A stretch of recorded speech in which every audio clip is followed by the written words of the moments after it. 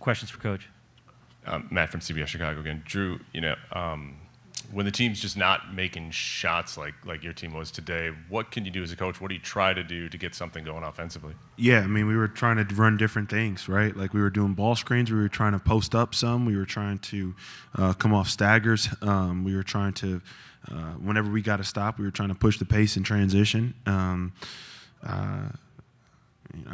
We were trying a bunch of different things, and so you just we found some success with I can say it now, our Spain ball screen. Towards the end, they were kind of messing that up. So we were just trying a bunch of different things, and it was working. We just missed some open looks, and then missed some free throws when we started going to that Spain stuff. So. Nick Lawrence, Mid-Major Madness. Coach, you're the youngest coach in the nation, and you had a stellar season. Just talk about what you can take away from this game today for the future of your coaching career. Yeah, it's a great question. I feel like I just take so much from every game. This one in particular, maybe just trying to find something or another way to come out victorious.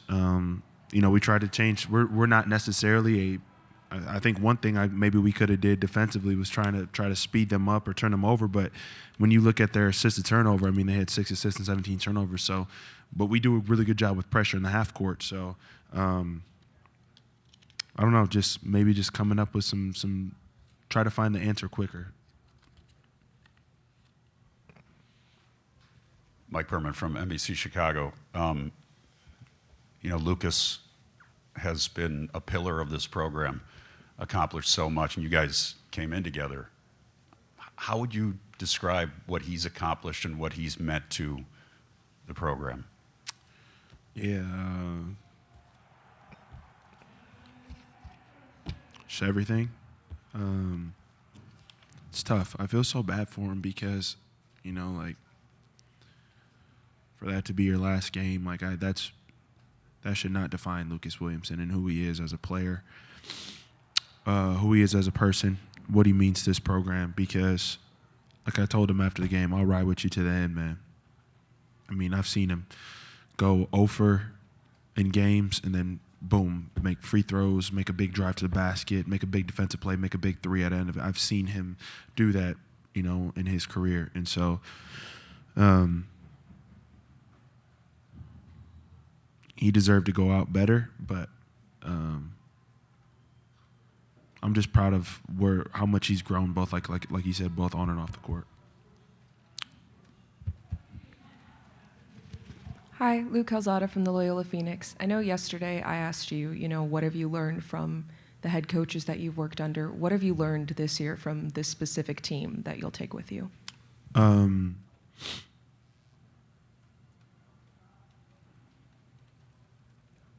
So many things. I mean,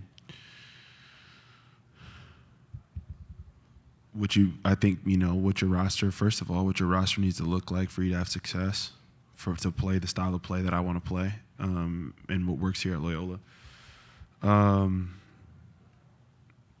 Communication, continuing to find ways to effectively communicate to put your team in a position to have success. Preparation, how much is too much, how much is too little, what I'm comfortable with as a coach so that I'm not on edge, so that it doesn't transfer over to the players.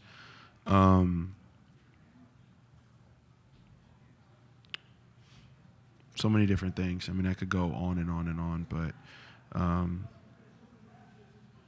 it's one of the biggest things, I guess, would be like when you enjoy the kids that you coach, student athletes, young men. I don't want to say kids, but like when you enjoy the young men that you coach, it just makes it it just makes it so much better. That's probably the number one thing. Obviously, I knew that as an assistant coach, but in my position, when you thoroughly enjoy those young men and you have great relationships with them, it makes it a great vibe for you every day. And I think that creates an atmosphere where everybody wants to have success and everybody wants to be in.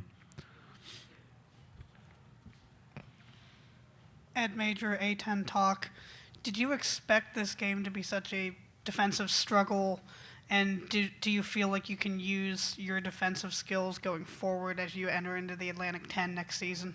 I sure hope we can play defense still next year in the Atlantic 10. One thing that I started talking about with this team late in the season was that if we brought the right edge, the right approach to and I talked about it a little bit yesterday, when we bring the right approach, people struggle to score 50 points on us per game. That was kind of that ended up being our goal, was to not let teams get to 50. And I think in the first half today, I think when they saw, wow, they only had 23 points, I think our guys were like, regardless of who you're playing, coach, you might be right. And so it was just things like that really that mental approach helped us all year. But as far as what we can, take from our defense, a lot of it, it started with the guys that we had. And obviously, there's going to be different people in those positions next year. And so, everybody talks about defense wins championships, and that's been what has made us so special here at Loyola, is those defensive numbers. So we're definitely looking and going to continue to add, two-way wings to help replace Tate, Lucas, and Ahir. Last question for Coach right here. Mark Shanowski, ABC 7. Coach, you've been here seeing the program rise, going to the Final Four, going to the Sweet 16, and now back becoming really an NCAA tournament fixture. You're losing some great veteran leaders off this team. What's going to be the challenge for you trying to keep this program at that level where making the NCAA tournament is no longer a surprise for Loyola? Yeah, I think the first thing we got to do, me and my staff got to do a great job, obviously, in the transfer portal this spring. You can see Twitter. We're involved. We're working it. We're high motor with it. So we got to crush that. We got to get guys that are great fits for our program. You see the success that we've had, 6 straight years in all-league transfer. Really hard to do. Missouri Valley Conference, there's 15 guys make the all-league team. 6 straight years there's been a transfer from Loyola Chicago on the Missouri Valley Conference team. So that's pretty hard to do. We got some good stuff to sell, so we got to crush that.